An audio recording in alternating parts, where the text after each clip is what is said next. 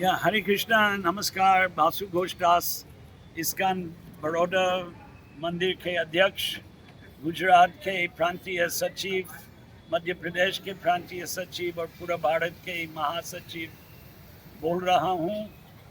आप सबको, आप सबका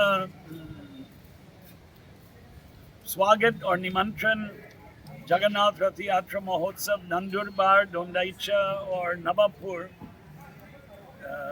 जो आने वाले हैं 18 तारीख लेकर 20 तक, 24th 24 तक, और 5 साल से चलते हैं नंदुरबार इस्कॉन मंदिर की तरफ से भव्य रथ यात्रा, प्रसाद वितरण, कीर्तन, कृष्ण भक्ति, जगन्नाथ भगवान का भक्ति मिलने के लिए आइए, दर्शन कीजिए, भाग लीजिए। आप सबका स्वागत है।